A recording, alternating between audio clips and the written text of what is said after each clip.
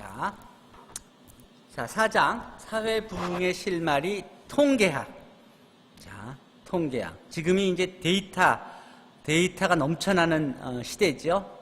이 데이터들이 많은 유의미한 그런 의사결정을 돕고 있습니다. 자료로 미래를 예측한다. 다양한 정보를 가진 사람들이 도심을 걸어다니고 있다. 매일 보는 신문이나 TV의 많은 기사 가운데 통계 자료나 그래프가 나오지 않는 경우는 거의 없다.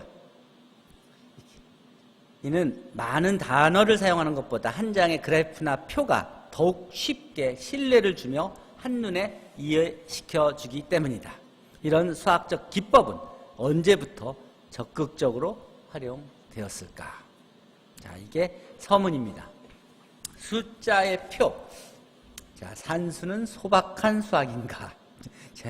제목이 재미있는데, 산수, arithmetic은 제2차 세계대전 이전에는 산술이라고 불러왔어요. 산수, arithmetic이라고 불려왔어요.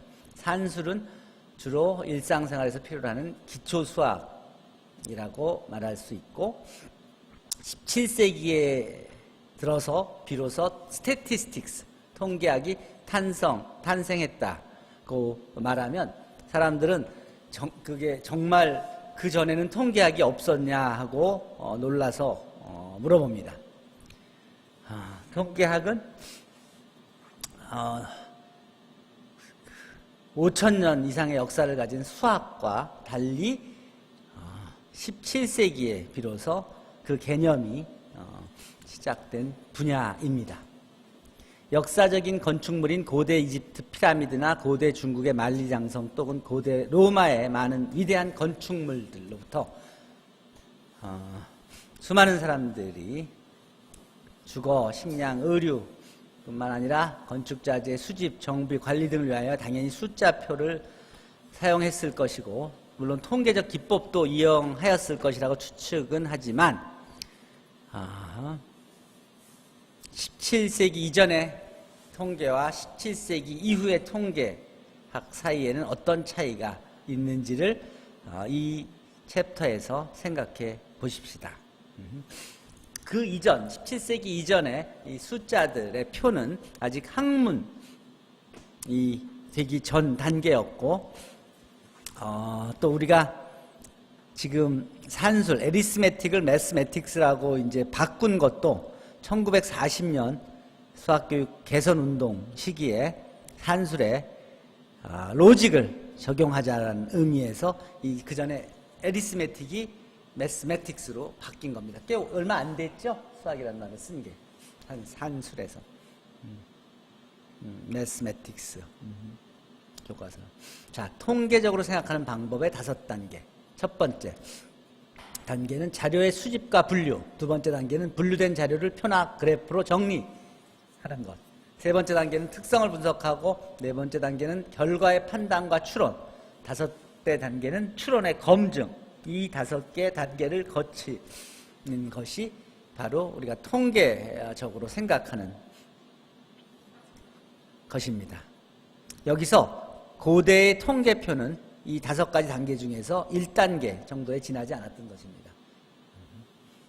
추측하고 그 추론을 검증까지 해야지 비로소 되는 겁니다. 자, 이 표들로, 신문에 나오는 표들을 보면, 인구 수에 대한 표, 또 쌀 생산량에 대한 표, 또 인구당 인터넷 사용자 수, 이런 그 표들을 수도 없이 여러분들이 신문 등에서 접하죠. 자, 그렇다면 통계라는 학문의 도구는 도대체 무엇인가? 한 장의 숫자의 표만으로는 어떤 것도 정확하게 판단하기는 어렵습니다. 그러나 관련된 다른 종류의 자료들과 비교하여 서로 다른 비율을 발견한 것 같은 연구는 정지 상황에 대한 의견이 아니라 동적인 상태인 연구, 시계열적이어야 한다. 스토캐스틱. 동적인 상태에 대한 연구여야지 된다. 이와 같은 현상의 실태나 경향을 파악하는 것이 바로 근대 통계학의 특징입니다. 그래프는 16세기 이후의 발상이며 그 그래프의 종류는 띠그래프, 원그래프, 막대그래프, 히스토그램 등이 있고 현대는 전반적으로 시각적 효과가 강조되므로 통계사항을 그래프로 표시하는 것이 점점 더 많아지고 또 연구되어 유력한 도구로서 사용되고 있습니다. 일본의 경우 평가원 공통시험의 선택 과목에서 평균 차가 20점 이내인 때에는 가산점을 주는 것과 같은 특별 조작을 하지 않는다 하고 공표했는데, 이는 20점 이내의 과목별 평균 점수의 차이는 당연히 있을 수 있다고 생각했기 때문입니다. 우리의 경우는 대입 수능 시험에서 그거를 인정하지 않고 가능한 표준 점수로 다 변환해서 사용하죠. 왜냐하면 우리는 또 전국 시험이고 하기 때문에.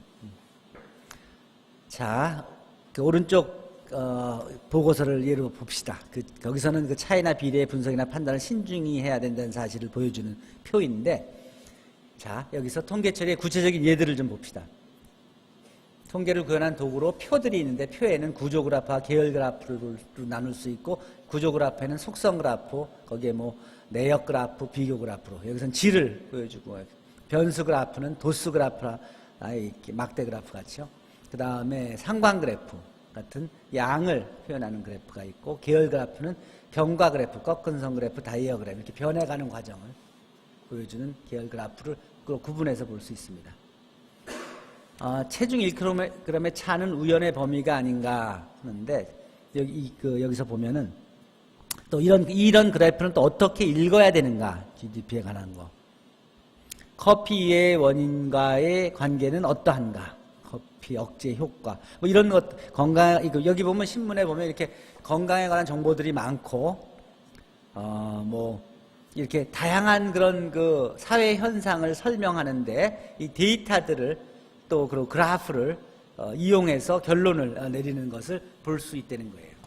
이렇게 통계의 정치 산술이라고, GDP 통계의 정치 산술. 그러니까 GDP를 이제 설명하는데도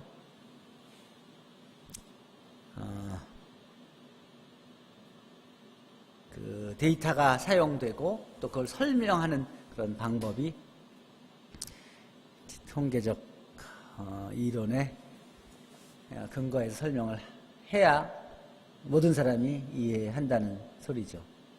자, 다음 런던의 발전과 전염병으로 넘어가서 이제 통계학이 이제 어디에서 시작됐느냐, 이제 그거 얘기를 하려고 하는 겁니다. 통계학이 영국과 독일에서 각각 독자적으로 통계학이 이 학문으로서 발전을 시작했는데, 먼저 영국의 경우를 들어봅시다.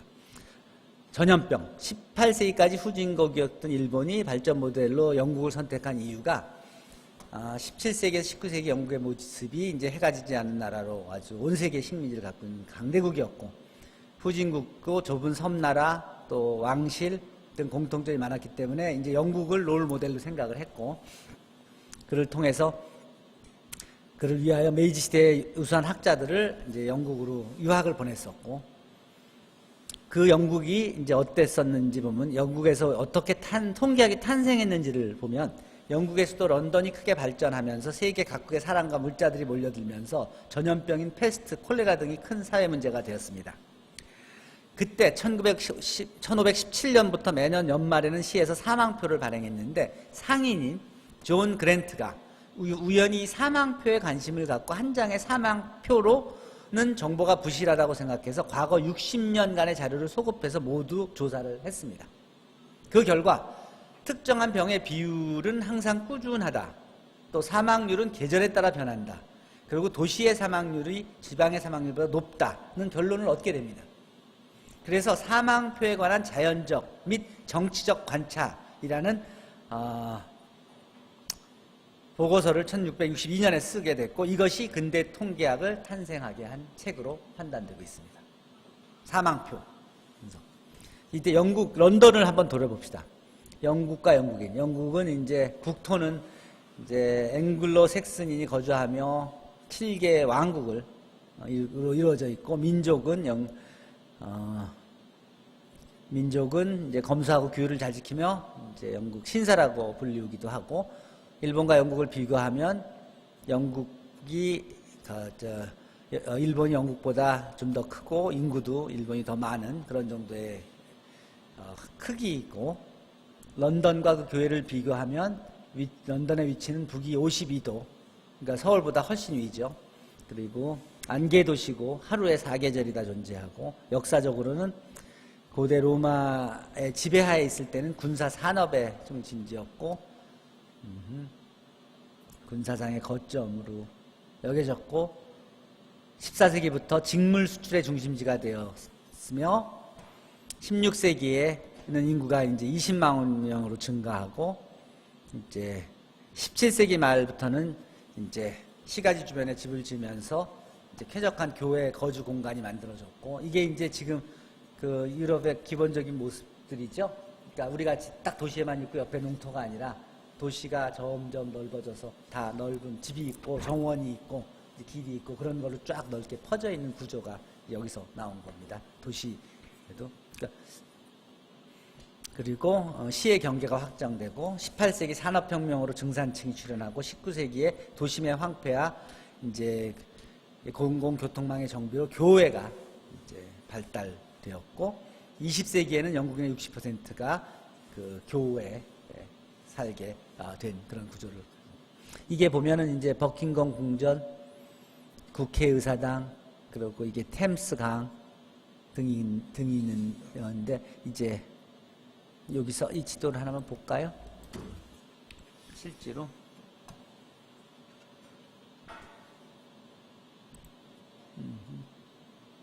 그리고 통계학에 대해서 내가 저것도 하나 보여주지. 이게 이제 그 버팅엄 궁의 이 모습이죠. 이게 여기 보고 내가 이걸 한번 보여줄게요. 통계학에 대해서. 통계학. 이게 이제 내가 실습실을 여러분들 위해서 만들어 놓은 건데, 뭐 통계 실습실 때 들어가고 명령어 모임도 있고, 요새 통계는 다 R을 이용해서 하는데, 여기서 뭐 R과 CH 선택해서 할 수 있겠는데, 예를 들어 이런 그 데이터들, 이짐 데이터들 55명이 수강하는 학생들 혈액형 조사한 결과들을 도수 분포표로 이렇게 나타나면 A형이 이 중에 몇 명이고, AB형이 몇 명, B형이 몇 명 등등을 이렇게 표현하고, 그다음 이거를 원도표와 막대 도표로 만들어 보면, 이 파이가 원도표고 바 플롯이 막대 도표예요. 이렇게 플롯이 만들어지죠. 실제로 이것을 이렇게 다운받아서 카피해가지고 그대로 그냥 여러분들 그 보고서에 그냥 집어넣으면 돼요. 여기서 데이터들을 이거를 더 늘리면, 예를 들어서 이만큼이 더 있다.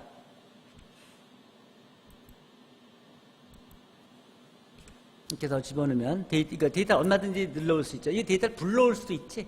웹에 있는 거, 자기 웹자료에다 갖다 놓고, 그리고 그 데이터를 그냥 불러서 볼 수도 있지. 그 데이터들에 대한 분석이 이렇게 나와서 숫자가 이제 이 데이터들에 대한 표가 만들어지죠.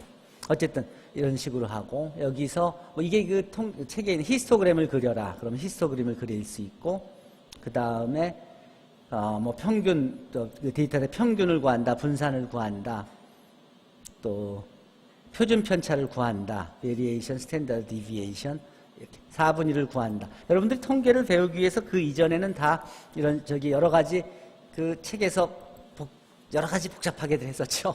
근데 지금은 이게 기본적으로 통계에서 배우는 모든 내용들을 이렇게 그 교과서에 따라서 필요한 도구들을 다 만들어서 여러분들이 활용할 수 있게끔 했어요.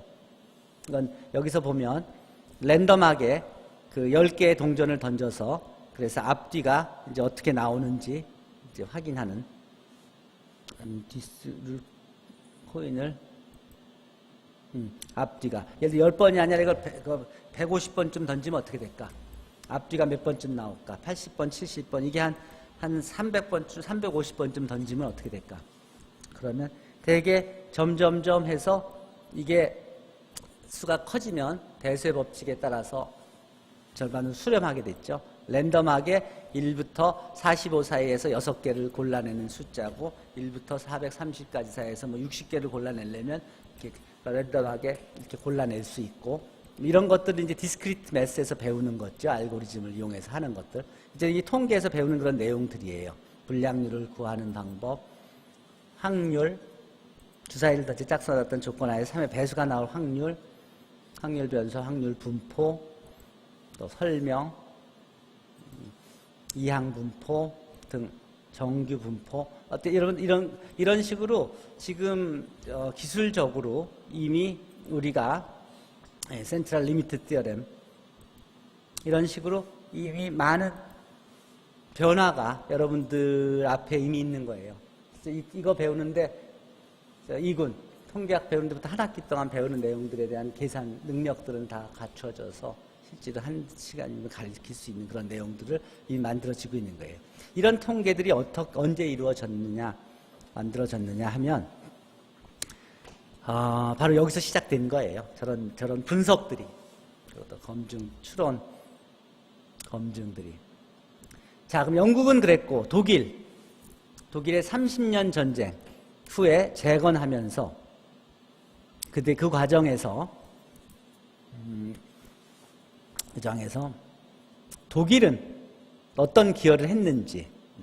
자, 영국은 이 존 그랜트의 보고서 이후로 이런 숫자들, 데이터들을 모으고 분석하고 판단하고 예측하는 작업을 통해서 숫자의 표 안에 숨겨진 많은 사실들을 판독했고, 시당국은 이를 근거로 전염병으로부터 시민을 지킬 대책을 세우는 데 이용할 수 있었습니다. 거의 같은 시기인 17세기 전반에 독일은 30년 전쟁이라는 조기전쟁의 한가운데 있었는데, 경제학자 헤르만 코링은 국세조사, 이 세가 이제 파워죠. 내셔널 파워. 조사를 실시하고 관련된 수치 자료를 얻어 국세학이라는 주제의 강연을 했습니다.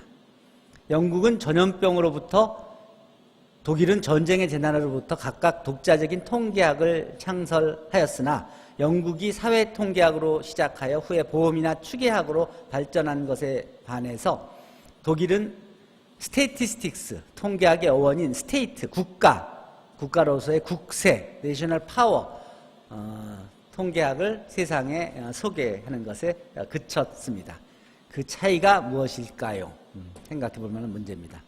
30년 전쟁에 대한 설명을 좀 해주었는데, 1618년에서 1648년 사이에 30년 전쟁은 종교개혁 후 독일의 신구 양교도가 갈등을 하면서 일어난 전란으로 독일은 인구의 2분의 1 이상과 국가재산의 3분의 2 이상을 잃어서 나라가 황폐해지고 근대화가 늦어졌고, 베스트팔렌 조약으로 전쟁을 마무리하면서 그 결과로 네덜란드와 스위스가 독립국으로 독립했습니다. 이렇게. 이 30년 전쟁까지의 독일과 독일 사람들은 1375년에 민족 대이동으로 그 486년에 프랑크 왕국이 성립됐고, 962년에 신성 로마 제국이 성립했고, 1517년 루터의 종교개혁 운동이 일어난 후에 1524년 독일의 이제 농민 전쟁이 시작됐습니다. 독일 사람들의 기질로는 코미디언이 없고 또 패션 분야에서는 후진국이다, 이렇게 불리우고 있는 그런 기질이 있습니다. 어쨌든 이게 이제 동프랑크, 서프랑크, 중프랑크로 나누어졌을 때 그 모습이고요. 자, 그래프로부터 얻은 문제점이 어떻게 여기 설명했냐면, 이 일본 도야마현에 있는 구로베 협곡 상류의 발전용 제4댐은 1963년에 완성됐는데, 완성 직후부터 작은 지진들이 이어져서 주변 사람들을 불안하게 했다. 그래서 그 그래프가 그 변화를 기록했는데, 그 결과 미세한 지진 그래프와 가장 유사하게 변하는 것이 수위임을 증명하여 수위를 조절하는 고려용댐의 경우는 수량과 안반의 물리적 관계에 대해 크게 걱정하지도 않아도 된다고 주민에게 설명하여 납득을 시켰다는 겁니다. 이런 그 데이터들을 근거한 그래프와 또 다른 유관한 그런 그래프들을 비교하면서 수위를 조절하면 큰 문제가 되지 않는다고 설득시킬 수 있었다는 것이고, 방화와 실업률과의 관계, 실업률이 높아지면 불지른 일이 더 많아진다는 그런 데이터들. 또 아래 그래프들을 보면 65세 이상의 고령화 인구와 1가구당 평균 사람의 수의 추이가 이렇게 변하고 어획량과 수입량의 도표. 어획량, 국내 여행량이 늘어나면 수입량이 당연히 줄어들 거고 뭐 등등 이런 데이터들. 이 통계 자료 덕분에 입학시험에서 부정행위를 한 학생의 경우가 발견된 사건. 이게 어떤 거예요? 요번에 숙명여고도 마찬가지지만 시험을 보면 성적이 이렇게 뻔한데 근데 갑자기 어떤 성적이 확 올라가면은 그 데이터 봐서 여기에 뭔가가 이상한 게 있을 수 있다고 예측할 수 있는 그런 거. 이게 이제 일본에서 대학 입시에서도 있어서 이게 큰 사건이 됐던 그런 사례입니다. 자, 오늘 4장 통계학 영국과 독일에서 학문으로 재탄생한 통계학에 대한 얘기를 했고 다음에는 런던 대화재 기인하여 생긴 인슈어런스, 보험. 사실은 보험은 우리 수학 하는 사람들이 만든 분야이기도 하고 또 수학 졸업생들이 액처리로 가장 활발하게 활동하는 분야이기도 한데 인슈어런스에 대해서 얘기하도록 하겠습니다. 질문 있으면 질문하세요.